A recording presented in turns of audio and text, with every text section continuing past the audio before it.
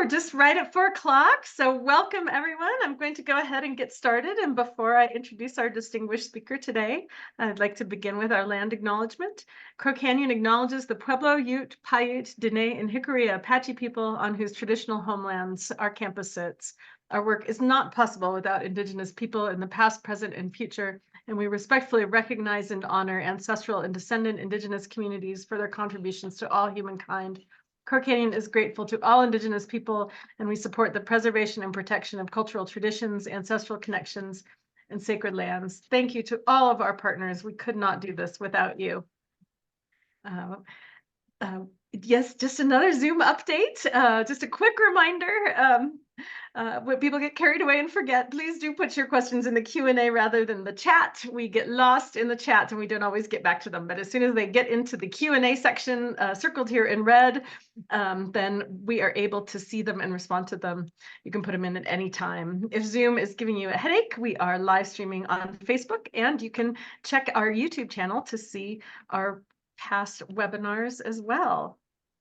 We just had, yesterday was the anniversary of our first ever official webinar in this series, which was about the Pueblo Farming Project, which we were just chit-chatting about, and Taylor and I had a small celebration. So quick notice, we are not having a webinar on Thursday of next week. We have our Board of Trustees meeting, and we will be tied up focusing on our board, but never fear, we will be back the following Thursdays. We have our friend and actually board member of Crow Canyon, Dr. Jim Potter, who will be talking about a project that he worked on at Mission Santa Clara in Southern California. And then the week after that, we have Explaining the Pueblo in Kansas. I'm really looking forward to this one. Ethnogenesis of Apachean and Puebloan Communities in the High Plains with Dr. Matthew Hill. So please join us after next week as well. As always, a huge thank you. This is a free webinar series because of all the donations that all of you make. And once again, I see as we're leading up to the webinar day, people making donations who always donate every week to us. We're so grateful for you. Thank you, thank you, thank you. Right now, most of our staff is at the Society for American Archaeology meetings in New Orleans, Louisiana. So if you are there watching our webinar, we have, there's lots of Crow Canyon folks there, and we have on our website, if you grab this link, a list of all the papers and presentations and poster sessions that our folks are doing. So shout out to all of our friends who are attending the meetings this week. Without further ado, I am incredibly honored to introduce our distinguished speaker this week. Dr. Lindsay Schneider is an Indigenous of the scholar from Turtle Mountain, Chippewa descendant. She is a feminist scholar who grew up in the Pacific Northwest, surrounded by rivers, big trees, and salmon. Her research focuses on settler colonialism, the environment, and the diverse ways in which tribal nations and peoples in the US and Canada have navigated legal and political barriers in order to sustain their relationships with the land. Her published work deals with salmon restoration in the Pacific Northwest, treaty fishing rights, and American Indian STEM education. After receiving a PhD in ethnic studies from the University of California, Riverside, Dr. Schneider worked in student affairs at the University of Idaho, supporting Native American students and building relationships with tribal leaders. She is currently an assistant professor in the Department of Ethnic Studies at Colorado State University, where she teaches courses in environmental justice and Indigenous studies and co-chairs the President's Native American Advisory Council. In 2020, she founded the Indigenous Science, Technology, Arts, and Resilience iStar program, which provides cultural and educational support for Native youth and their families in the Fort Collins area. All areas of research and practice that are near and dear to all of us at Crow Canyon. Thank you, Dr. Schneider, for sharing your work with us today. Thanks, Liz. Thanks for having me. I'm really excited to be here with you all. Talking with you and thinking with you. I'm going to try to get my slides pulled up here. There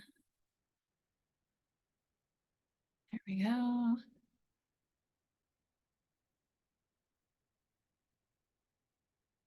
Oops. You're coming through clear on our end. Okay. I just lost my notes. So Yeah, take your time. There we go. Okay. Do you have the slides now? Yep, we still have your slides. Perfect. Okay. So yeah, I'm super excited to be here this evening in this virtual space in conversation with you all. I'm going to try to leave lots of time for questions at the end, and I'm looking forward to your thoughts and feedback. So I am here, I'm based here in Fort Collins on Arapaho, Cheyenne, and Ute tribal lands. And tonight I'm going to be talking about how we understand climate change, what it has to do with tribal sovereignty and Indigenous knowledge, and the big question of how we move forward. So, as my bio mentioned, I grew up in the Pacific Northwest in a family that cares a lot about rivers and fish and spending time outside. These photos are, I didn't intend to have mostly river photos, but just as I was putting some photos together to kind of give you a little bit of a sense of who I am, it just worked out that way and seemed right. So in terms of my research, I do a lot of work on treaty fishing conflicts in the Pacific Northwest, looking at salmon restoration up there. I've also done some work on tribal engagement in land management decisions, research processes, what that looks like in terms of institutional relationships.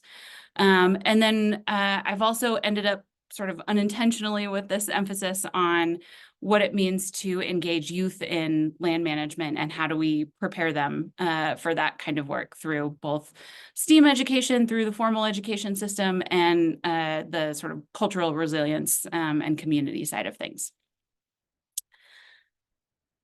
So I'm also mindful that if we're going to talk about Indigenous futures, we have to talk about the past. And I wanted to give you a little bit of a deeper context on how I'm coming to this work as an Anishinaabe scholar from a tribe that's dealt with multiple rounds of dislocations, which you can see on the map up on the left there, as well as state-sponsored attempts to make us disappear. I also come from a long line of Anishinaabe who knew how to both adapt to changing circumstances and to refuse to disappear. So my grandma and her mom, my great-grandma, both survived Indian boarding schools, figured out how to make a life for their family 1,000 miles from home in the Portland area. My great-great-grandma was the first woman on our modern tribal council. And her brother, Pat Gorno, was the one who fought the federal government to keep our tribe from being terminated. And then you can also see here on this treaty document, my 6 times great-grandpa signed the Treaty of Old Crossing, where he was listed as a warrior of Pembina. So to paraphrase one of my colleagues here at CSU, climate adaptation can be kind of a tough sell because oftentimes it means we're talking about working towards a slightly less worst case scenario.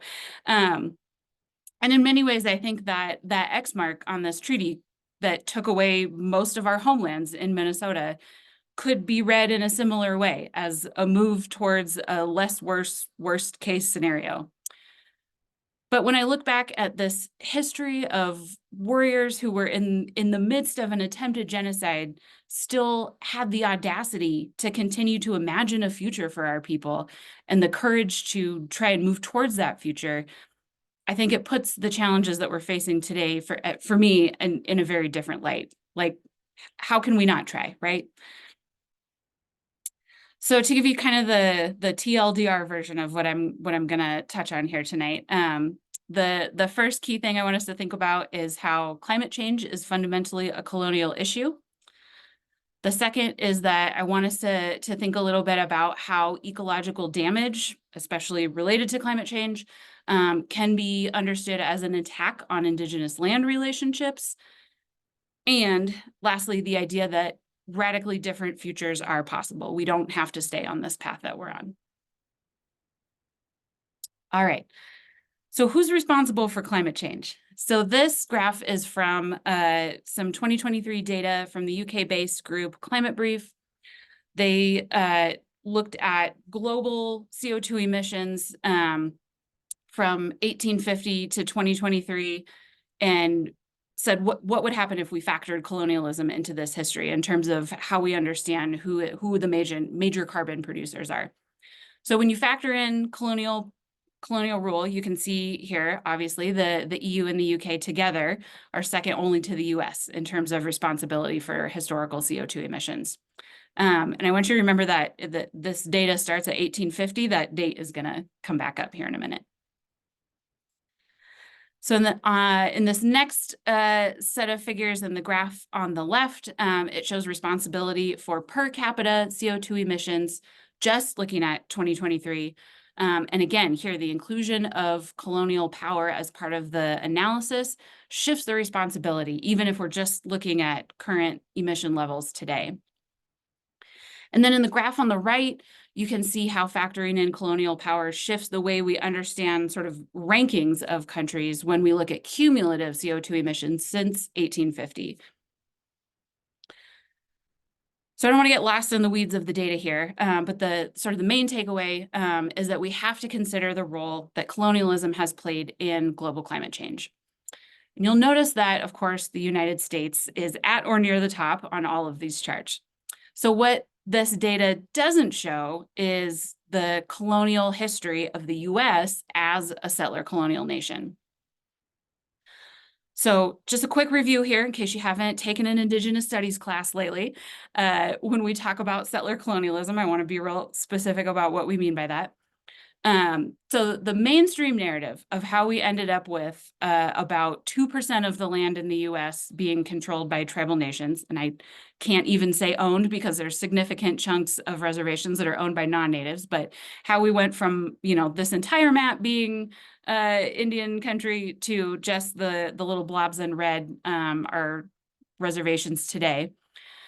The dominant narrative about how we got there is that it was an unfortunate but unavoidable process, part of the process of development. So what I think is important to understand here is that this process was neither inevitable nor natural, and it's also not over.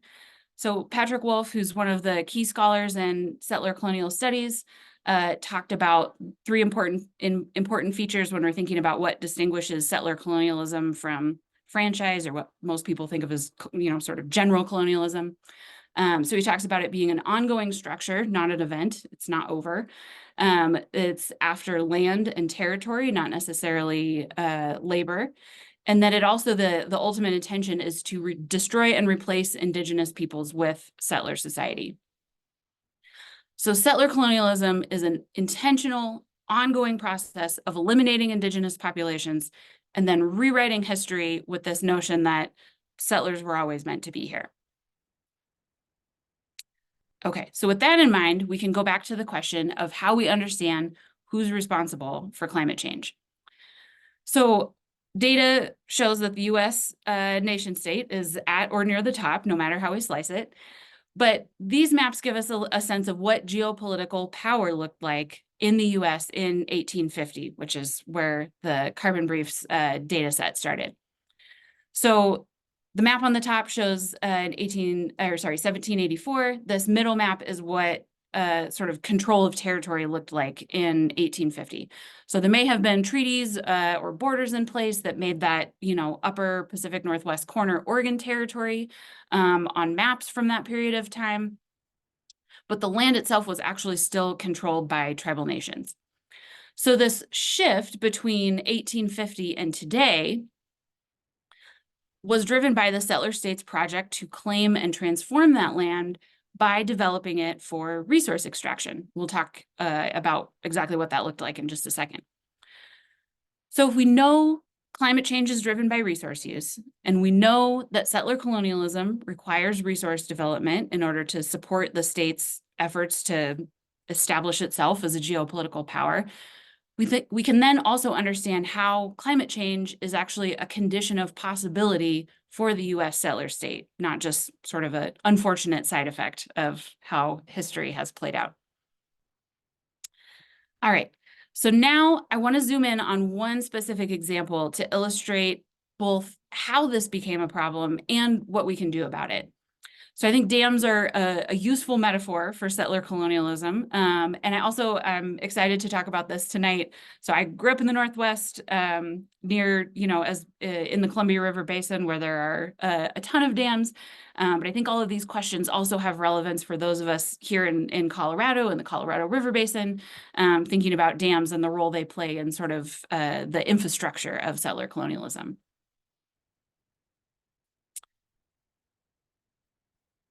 All right. So let's dig in a little bit to the specifics of the relationship between settler colonialism, resource extraction, and climate change. So there's a handful, I could do a whole talk just on this one slide, but I want to highlight just a couple of sort of the top level sort of drivers of climate change that also played or were part and parcel of the project of settler colonialism.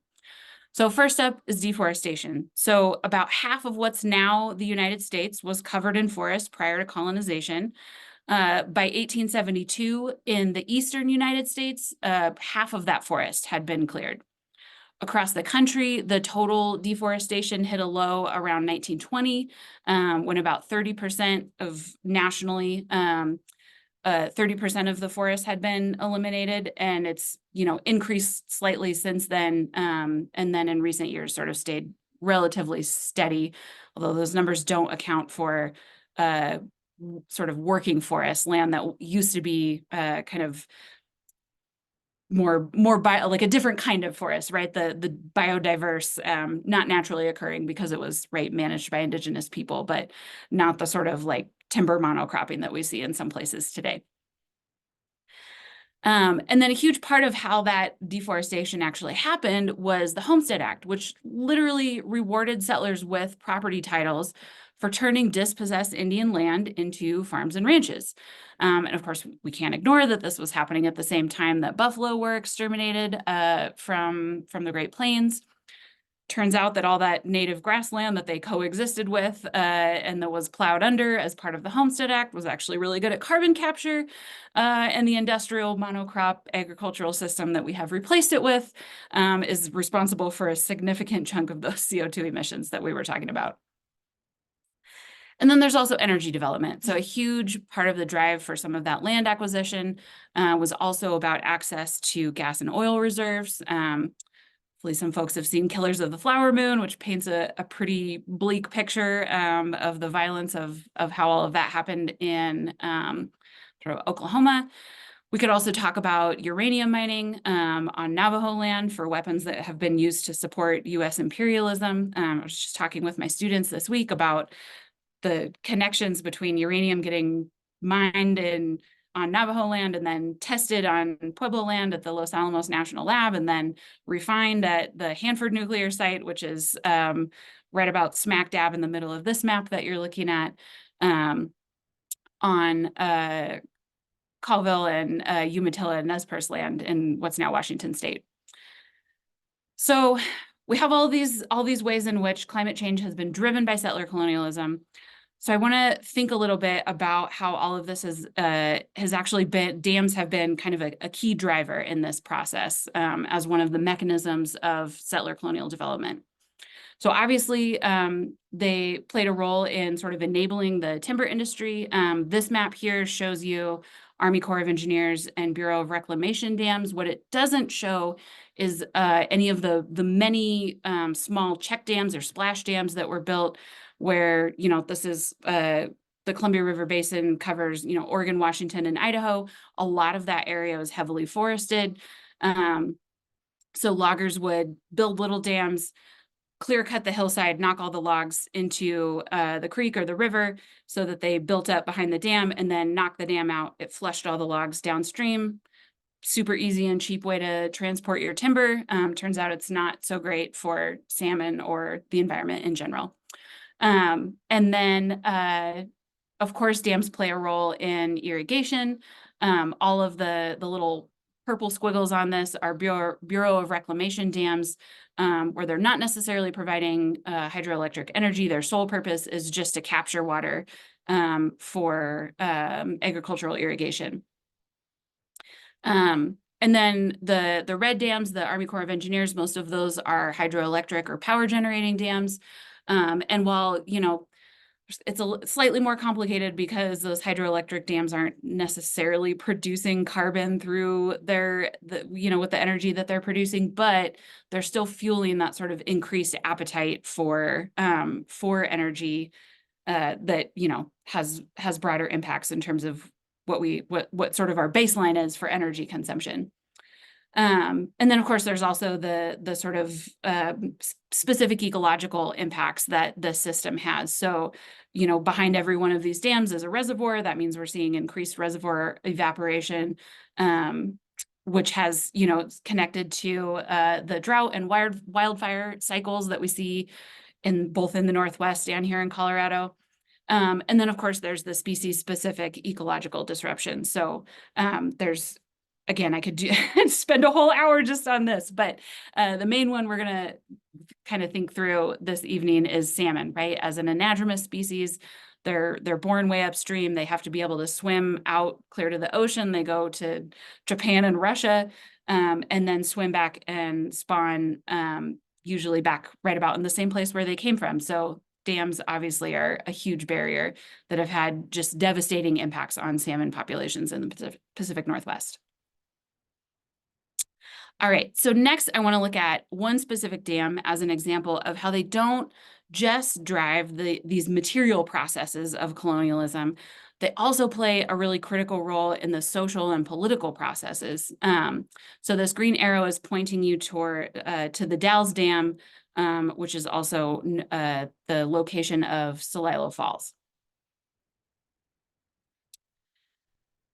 Okay, so let's talk about what dams do to Indigenous place relationships.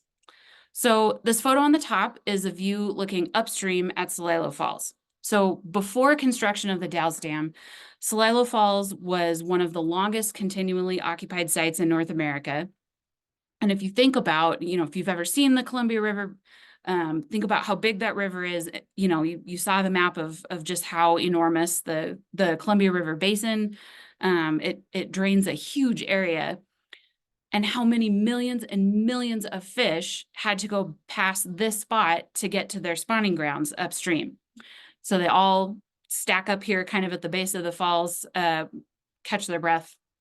Not really, they have gills, but, you know, gather their nerve before they leap over the falls and then head upstream to spawn.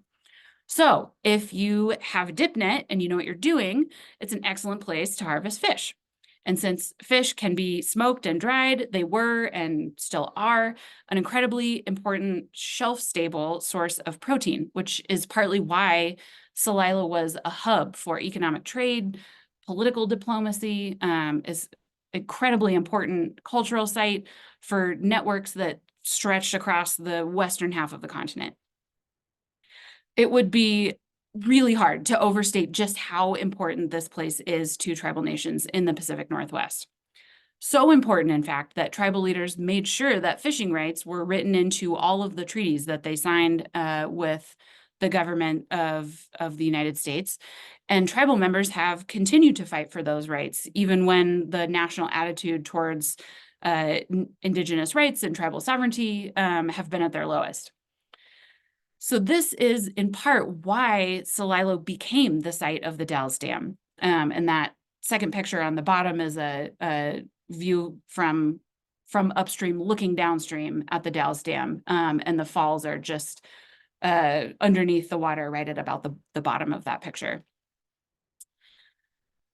So when this dam was built in the early 1950s, and at that point there was a pretty strong commercial salmon fishery on the Columbia River, who were also worried about the impact that all of this new dam construction was having on the resource that they were exploiting.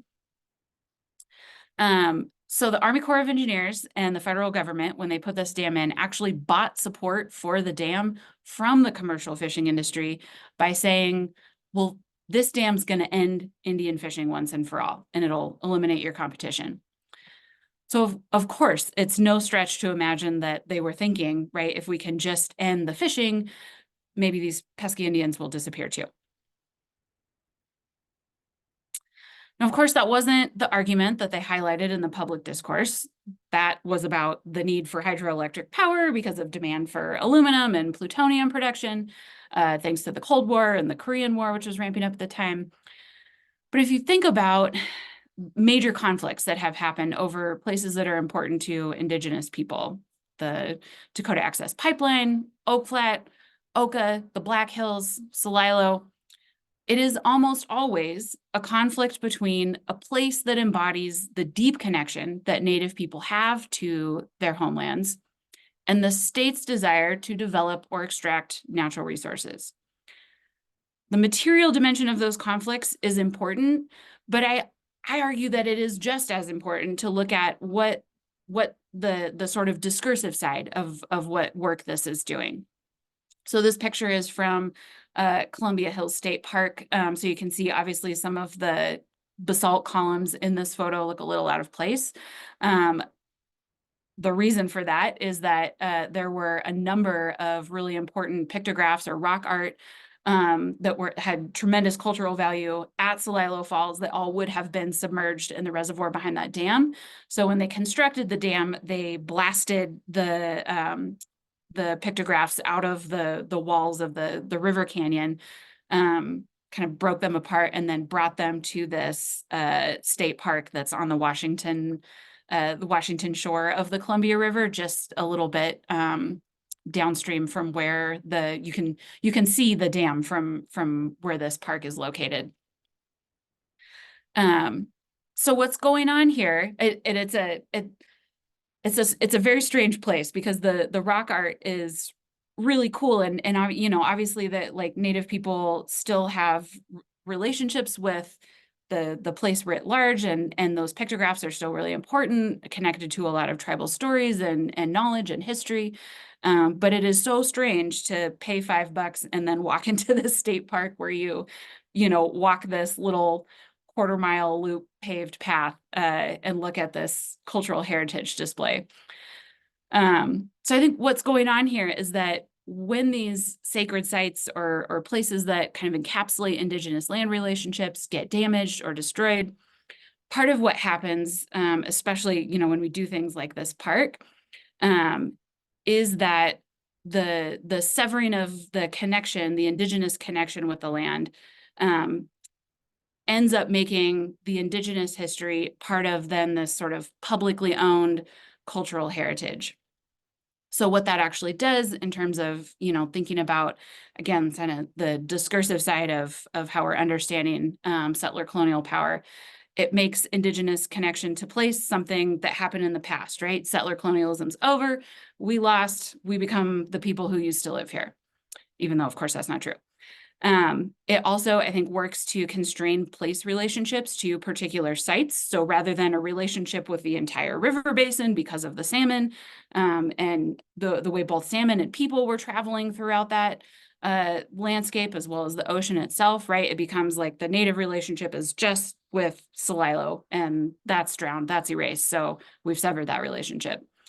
And it also erases Indigenous networks and systems for all these different kinds of management, right? So I talked about the ways that Celilo is this sort of this hub at the center of this huge economic and political network. And so when we say that, oh, that site was all that mattered, it wipes away all of these sort of larger systems of Indigenous governance that are actually incredibly important. Okay, so to pick up our train of thought from before, we know that resource development and extraction is driving climate change. We know that settler colonialism is driving resource development, and we know that resource development causes ecological harm. So if we put all this together, we can see how ecological damage isn't just an inevitable consequence of progress, it is also an intentional attempt to erase and constrain Indigenous land relationships. When this dam was put in, decisions were made about where to build the dam, when to build the dam, how to mitigate its impact on salmon and people, the people who have lived here and managed this landscape since the last ice age. And I love this photo in particular because it shows the ways in which it didn't work, right? You can see the fishing platform is still there, people are still here, they're still fishing. settler colonialism obviously did some damage, but it ultimately wasn't a successful project. All right, so now I want to shift into talking about Indigenous futures. So another way that we can think about climate change is that, yes, it is the imposition of extractive colonial resource development and all of the problems that entails, but also it is the absence of Indigenous management across our homelands. Because all of that blue territory on the map that I showed you before, that wasn't just sitting there as empty space, right? It was being actively managed by tribal nations in ways that prioritize the health and the well-being of our people and all of our relations, including the more than human, the land itself, and the water, right? We're talking about rivers. So the knowledge that we hold from, you know, those many centuries of data collection, observation, working with the land, that is still held and being used by Indigenous communities. So I've got some examples up here of tribes doing Indigenous land management, I think in ways that are pretty central to climate adaptation. So we've got some training for using fire as a forest management tool on Karuk lands. The Fort Peck tribal buffalo herd, and this photo is from a project where they were working with the Intertribal Buffalo Council to distribute some of the buffalo from their herd out to other tribal nations that wanted to start buffalo herds of their own. This photo of the fish is one of the texts from the Nez Perce Tribes Fisheries Department releasing coho smolts into the Snake River Basin. And this a long and very cool story, but basically coho were eliminated from the Snake River because of the impact of the dams. The Nez Perce tribe said, hey, we'd like to bring them back. The state of Idaho said, absolutely not. We don't think it'll work and you're not allowed to do that. And they were kind of like, well, we're going to do it anyways. And did it really successfully. They have a really incredible hatchery program. They were able to successfully restore coho to the Snake River. They're working on doing it with a bunch of other river systems and collaborating with other tribal fisheries departments in doing that.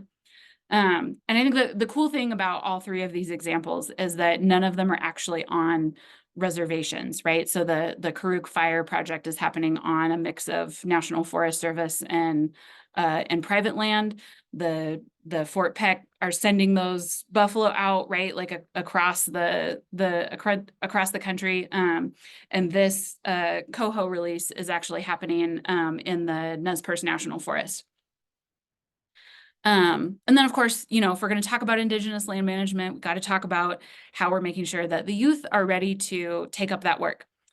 So these other photos up here are from an Indigenous engagement program I run called the iStar program that's focused on making sure that Native youth grow up knowing what it means to be Native, that they know why that matters, and that they know how we are in relationship with the land.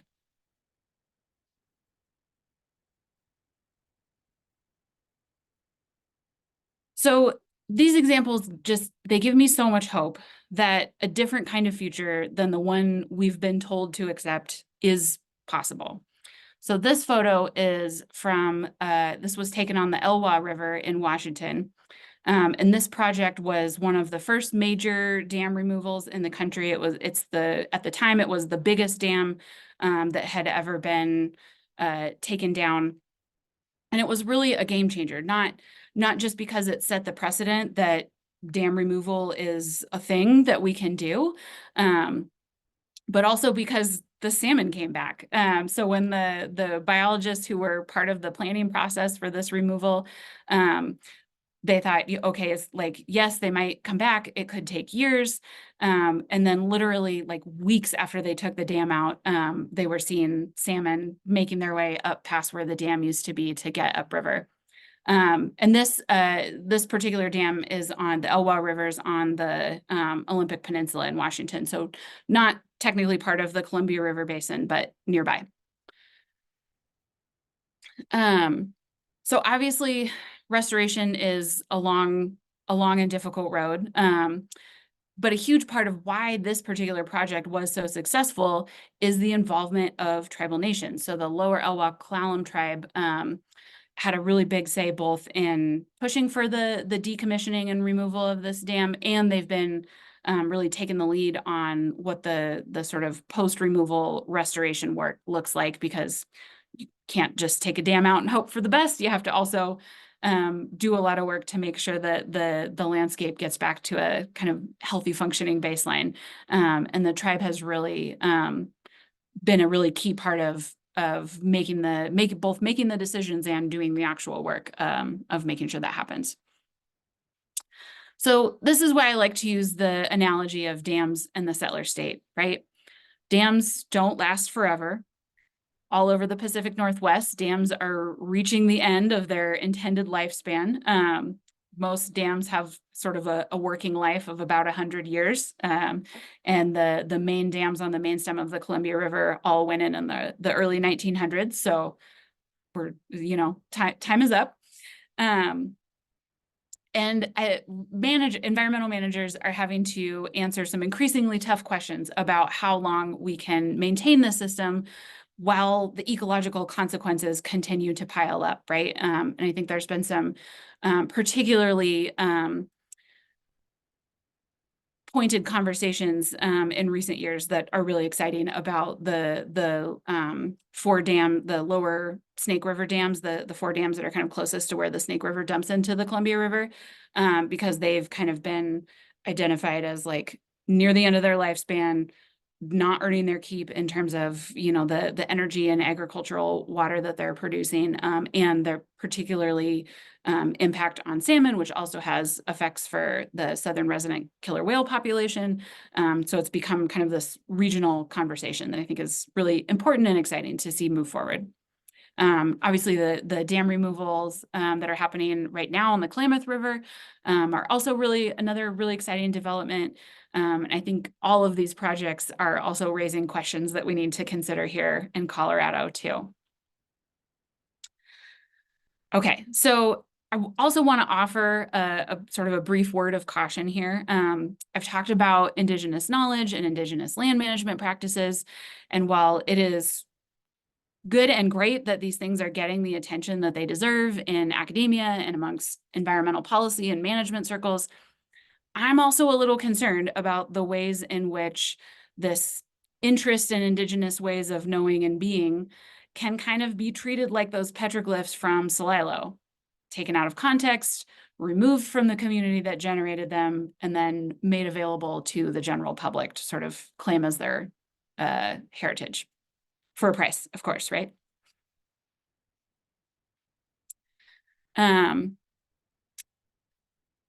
So there's a couple of different sort of specific dangers that I want to think about when we're thinking about this kind of turn that's happened in recent years towards Indigenous knowledge.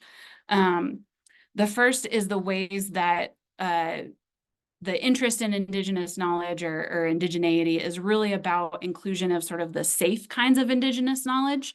So, this is the come to a land acknowledgement. We want to open the symposium with an honor song, but not necessarily doing, making moves that are turning money or resources or power over to tribal nations and tribal governments and Indigenous governments to actually make decisions about what's going to happen. I think there's also some ways to go back to sort of the discursive side of things, the ways the interest in Indigenous knowledge is not actually about restoring Indigenous land relationships. It's actually about the sort of redemptive move to claim Indigenous knowledge so that we can rescue settler futures, right? That the framing that, well, whoever caused it, climate change is something that we all have to deal with. And so we need this knowledge because, for all of us to survive, and not that, not that we don't care about settlers, but that I think we do have to ask some important questions about, who's doing the extracting and who's benefiting from the extracting, right? Whether it is resources or Indigenous knowledge. And then the other one, and this is coming from Anishinaabe scholar Leanne Simpson's work, this idea that if, by limiting the Indigenous imaginary to parity with the settler, right, the idea of equality, that this ultimately benefits the settler state. So if the best we can imagine is our knowledges get included the same way other people's knowledge gets included, right? That doesn't question the sort of meta structure of the system of either the settler state or, you know, colonial academia, who's making these decisions about whose knowledge gets valued and all those kinds of things. And so in that sense, I think it's important to sort of question the idea of inclusion as a goal. And then for this fourth one, I have to give credit to one of my students who actually brought up this idea when I was talking about some of these topics with them in class. Her name's Delilah Lopez. She's awesome. She talked about the ways in which often the incorporation of Indigenous knowledge happens without Indigenous peoples being part of that, right? So it's not, you know, we're not bringing in tribal leaders. We just, you know, want a blurb about the you know, whether it's grasslands management or cultural burning or whatever. We're bringing the knowledge without keeping that knowledge embedded in the people who, you know, the cultural and social system that generated it. Okay, so I think in the interest of time, I want to make sure we have time to get to all of the questions. So I'm going to skip over this one, but by all means, please ask me questions about it. So I want to end with this question about whether we're ready to actually get serious about climate change, not by incorporating Indigenous knowledge or making sure that tribal stakeholders have a seat at the table, but actually by turning decision-making power over to the people who have lived here since before time, who've been managing these landscapes, who've lived through both massive climatic shifts as well as, you know, for we're talking about worst case scenario, right? Indigenous people have lived it and survived it. But really, this isn't actually a question because we're not the ones who will have to live with the answer. These guys are. And this photo is from a collaboration that the iStar program did with the Quayagat Community Academy and the Ute Mountain Ute tribe last summer. And this, you know, much like the picture of the dam removal, this photo gives me so much hope too, because the future is in good hands. So I'll end there and I look forward to diving into your questions. Thank you so much. Really spectacular presentation, evocative and great pictures too, which is always of people and the environment. I'm really grateful for you for introducing for discussion the topic around the turn to Indigenous knowledge for solutions, particularly with respect to climate change. And it hits really close to here at Crow Canyon, because as we strive to be relevant, to engage in reciprocity with our Indigenous partners and try to envision ways for restoration, that it's always, we've talked a lot about how you know, drawing on Indigenous knowledge, both as archaeologists in the past and the present and the future, that drawing on Indigenous knowledge to address the challenges of climate change has always felt like it had a little bit of a yuck factor to it, right? In that, well, you know, so the settler state came in and colonized and messed this all up, and now could you all fix it for us? Right? Very ironic.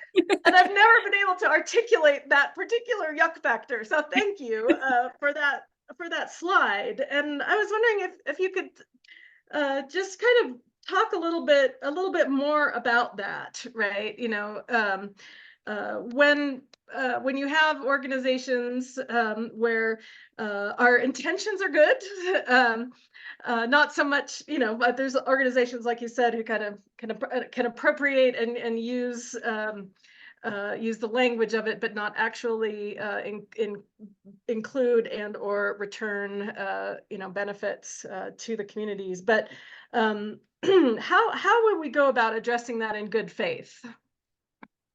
Yeah, that's a really excellent question. So I think trying to organize my thoughts here. No, take a second. That was a lot.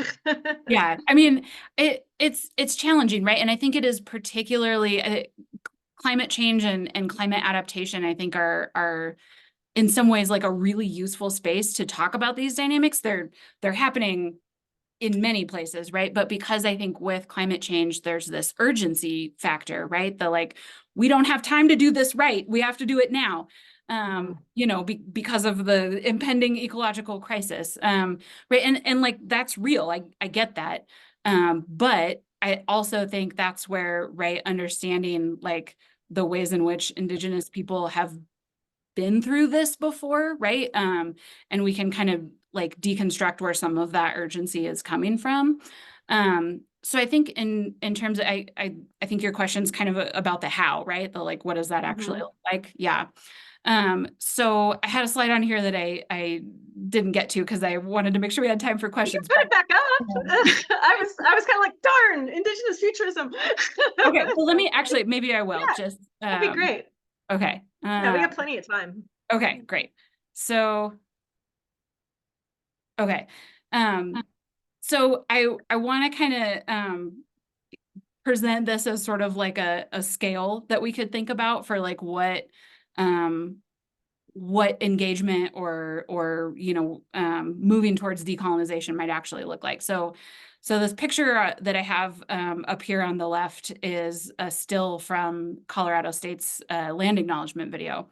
And I think this, you know, I would put this as sort of like, this is on, you know, kind of like as a, I'm not trying to bag on the land acknowledgement, like that's my hand in the picture, right? And I was like part of the group that helped write it. And I think it's, you know, we really like did the work to try to do it right and consult the Native community, and, you know, and it was meant always to be a call to action to the institution. But I have sat through so many meetings and symposiums and events on campus where the video for the land acknowledgements and land acknowledgement gets played, and then there's never any mention ever again anywhere of what are we doing to turn money, resources, or decision-making power over to Indigenous people, right? It's that kind of like very symbolic inclusion. So that's kind of like, in my mind, that's where we're starting from. And then this chart in the middle is from an article that looked at sort of options for Pacific salmon recovery with those teal, the lower teal bars are kind of the business as usual model, which you can see that method is no salmon in the future. That's where we're headed. There's some kind of thresholds on there.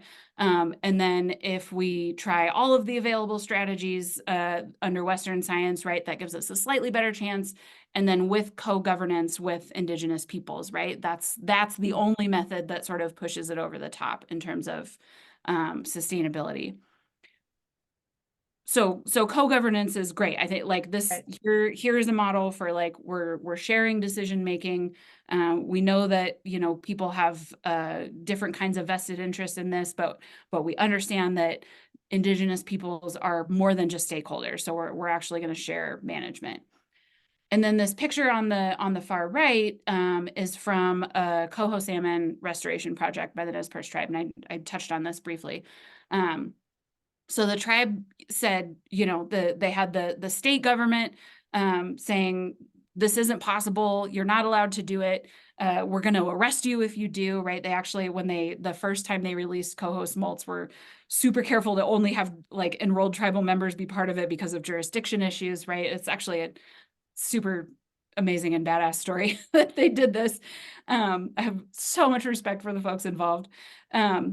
But you know, so, and they like started small, you know, released some initial smolts, had some early successes, expanded that to other watersheds within the Columbia River Basin. Were really like their whole sort of philosophy for hatchery production and how like where they get these smolts and how they raise them was incredibly innovative at the time.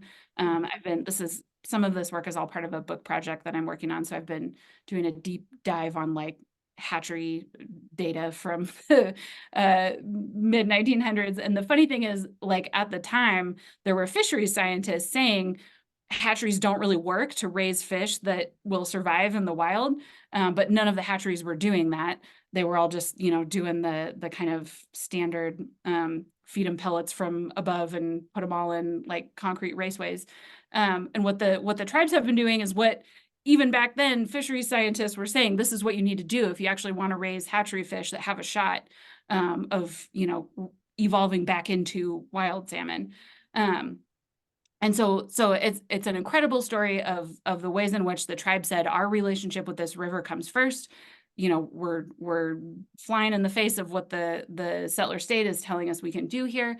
And I just like that, I have to ask about that story. How would that have looked different if they'd had the state or even like allies within the state saying like, yeah, how can we help you? How can we make this work? How can like, what do you need in terms of resources or grants or, you know, whatever. And one of the things that I really credit a lot of my thinking on this too is having heard from tribal leaders in the Pacific Northwest that, you know, in meetings with universities that like, within the academy, we're thinking in terms of grant timelines and like what deliverables we can achieve and, you know, the 2 or 4 year turnaround that we get. But we, as Indigenous people, we are thinking about our grandchildren's grandchildren, right? And I think that like that notion of like the 7 generations almost gets like it loses some of the significance because it's become such a popular kind of idea. But I think this story of the coho recovery is like such a clear demonstration of what it actually looks like when you put that into practice, when you are thinking that many generations ahead about what is possible and then what our obligations are right now because of that. That's a fantastic example. And an example of how both academic and in the private sector, right, they're not incentivized to think multiple generations ahead, right? Quite the opposite, which is a challenge, right, for someone with a forever view, right, trying to work with the agencies, the entities, the partners, the stakeholders who don't even have a concept of a forever view, let alone be in a position where that's workable, rewarded, etc. So yeah. I thank you for in terms of the kind of clarification on some of the more actionable items, the way that you put it, right? We're talking about money, resources, and decision-making power, co-management, co-governance. Those are very actionable things, right? That's, I think, agencies and non-governmental agencies and nonprofits like us, those are things that we can grab onto and focus with and say, okay, so how are our efforts at you know, turning to Indigenous solutions, contributing to the movement of money, resources, and decision making in a restorative, you know, kind of environment. So super clear and helpful. Thank you for that. One of the other challenges, I'm just sort of selfishly jumping in with some of these questions, but I do think they're reflecting sort of what we're seeing in the chat and other things. One of the things that I've run into a lot in discussions with our stakeholders is Indigenous knowledge is not one thing, right? Some of the examples you know that you shared are very, very specific to, you know, a particular resource that is related to a particular community. But have you kind of run around this paradox around wanting, you know, for inclusion of Indigenous knowledge, but also needing to educate and communicate about the fact that this is incredibly complicated, right? And Indigenous people have very diverse histories, responses to colonialism, goals, objectives, opinions, etc., just like everyone else. Yeah, absolutely. And I mean, I probably should have another bullet point on that slide about exactly that process, right? The sort of, I've heard some folks talk about it as like the McDonald'sization of Indigenous knowledge, right? Like in order to like those processes of extraction and inclusion, turn it into something that is like, you know, in order to make it universally relevant and applicable, we have to strip all of the specificity and the right, those sort of details out of it. So it gets reduced to, right, like 7 generations and respect and relationality, and reciprocity, right? Like all the R words. And I think one of the things I'm really interested in and why I'm like obsessed with fish in the Columbia River, is because I think it's so important to think about the way that like, yes, all of those things get this very like high level sort of non-specific kind of sense of a meaning, like the way they're used in academia. But when you look at it like in these specific communities, yeah, someone in the chat said commodification, exactly. But when you look at how these communities are doing the work, like the way the Nez Perce hatchery is operating is not exactly the same as the way the Yakima hatcheries are operating, right? And even like, you know, what the tribal nations who had relationships with salmon at the mouth of the Columbia River, like have different relationships and know different things and have different management strategies than the ones, you know, who are like up above Grand Coulee Dam, right? Where there are no longer wild salmon runs because of that dam being built without fish ladders. So yeah, I think that is super important and also speaks to, I think, another aspect of what you were asking about, like the how does this actually happen, is that the only solution, right, to sort of combat that dilution and commodification is to actually be in relationship with Indigenous communities, right? Which is hard because that stuff doesn't happen on a grant timeline, right? You can't just, you know, think you're going to pick up a relationship for a project and then put it down when the project is over. Like it is, you know, you kind of have to be all in. And I think that really takes some bold and intentional moves by institutions to approach it that way, right? And so, yeah, I think that like actually being in relationship with the actual Indigenous communities is the answer. But then the other problem, right, is that like right now, everybody's interested in Indigenous knowledge and consultation. And so I know many tribal communities are like totally inundated with requests for this kind of stuff, right? And so I hear a lot of people say, well, I reached out and yeah, I didn't, you know, they were too busy or I didn't get a response. So, you know, and then kind of quit. So I would also say like, you know, if we can survive settler colonialism, you can stick it out a little bit. That's a really good way of putting it, right? Yeah. And that's been, you know, those sort of excuses have been used, well, forever, but in terms of some of the laws enacted that required government agencies and institutions to consult with tribal communities, it's always been, well, I sent a letter, right? Which I actually think there was some good lawsuits that said that's not enough, that doesn't constitute it, right? That isn't actually enough. You have to try harder than that. But when it that sense of you need to persevere, right? You need to act in good faith.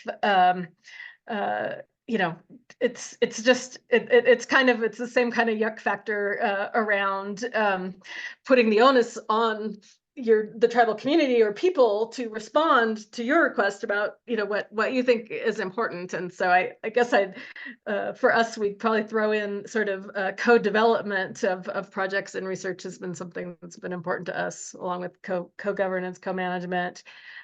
Just because we think, you know, that it's the most important approach and we're seeking partners to collaborate on it. We find it goes better if we go and ask people what's important to them and see if it intersects, and, you know, try to go from there. For sure. Yeah. Well, and I think it's also important to acknowledge, you know, as an academic, that's hard because our institutions are not set up to reward that, right? I mean, you touched on like the way that grant deadlines, like, you know, we're not set up that way, but also in terms of like, you know, if you want to do a project with a tribal community and you actually want to co-develop it, that means you probably aren't going to do the project you thought you were going to do, and you won't be able to write the things you thought you were going to write. And you also definitely shouldn't own the data from that project. You know, right? Which our whole, like the model of academia and academic publishing and how we get tenure and keep our jobs, right, is like not set up to actually facilitate doing this work in the right way, which is, I think, also we have some internal work to do in academic and research fields to kind of change those institutions so that, you know, I mean, or destroy them, change them. I don't, we talk about that. Something, right? No, well, I mean, obviously, change. These are Western academic colonial models, right? So, but it speaks to maybe this is probably a good sort of question to end on. We had one pop up in the Q&A about what do we do about decolonizing, indigenizing research, and I'll stretch that to this kind of discussion around the academic institution not being set up, right, to do it in this way. So with your experience as a professor and in the academy, and having done both the Western scientific model to get your Western credentials, and also being an Indigenous scholar and working in Indigenous communities, do you see a pathway to doing that, right? To sort of putting some pressure on universities to say, look, right, this is an emergency, so we just have to do it the way we've always been doing it model is really not going to get us anywhere, right? And the emergency will be going on for some time, right? And in many ways, so. Yeah. Well, okay. Well, I love this question because I definitely have strong thoughts about this. So Awesome. my perspective is that the academy, the like higher education, really our entire formal education system in the United States for so long was designed to make Indigenous people disappear, right? Like not just, I mean, boarding schools obviously were literally designed to like wipe out Native people. But even, you know, I do a lot of work with K through 12 Native youth and in that space. And even our current system, right? Like how many times do Native kids have to go to school on a day where they're being asked to dress up as pioneers because they're learning about, you know, US expansion or Western expansion? So I don't think we can actually decolonize academia. And I am not interested in a project of redeeming a colonial institution that was always designed to make us disappear. I think, and I'm drawing on the work of Bell Hooks in this idea that like I don't think we can decolonize academia, but I think we can do good decolonial work in academia, right? Nice. And so I think that's where like there is absolutely space to make institutions be different and act different and change these structures, right? Much like the dams, they were built based on, you know, they're not like this isn't some divine system. They were built out of choices and dollars and, you know, human beings that are right that are operating in here. And so I think there's absolutely room to affect change. I think a lot of that has to do with getting, you know, for institutions, everybody who's listening, who's an academic, think about who's the highest ranking Native person in your institution. And is it, you know, is it a dean? Is it a vice president? Is it right? Like what level are Native voices and Native perspectives being heard and our decisions being made?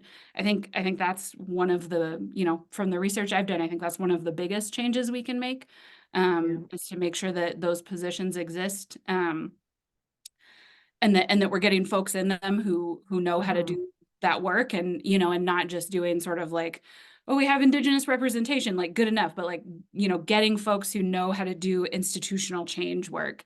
And I think CSU is really lucky in that regard. We recently created and hired for a position like that. I've been really excited to see even just in the year that we've had that, some of the changes that have been made. But I think, you know, those kinds of like there are moves to be made at every level of the institution, you know, no matter where you're at. You know, if you're part of the institution, you're still be, you know, in one way or another getting to make decisions about, you know, how resources and time is a resource, right? How all of those are getting used. So I think there's room to do good decolonial work, but I think indigenizing research is not necessarily something we need to do because research is already Indigenous, like Indigenous people do research. And so I'm more interested in the conversations about like collaborations and partnerships and what that looks like. That's fantastic. And what a wonderful note to end on. Dr. Schneider, thank you so much for your excellent presentation and standing invitation to come to Crow Canyon. This is our campus behind us, and bring your students. We would love to do a collaboration with you. Awesome. Well, thank you so much for having me, and please feel free to reach out. I think my email's in the chat, so I'd love to continue the conversation. Absolutely, us too. Thank you so much. Have a wonderful evening. Thanks. Thanks. Bye.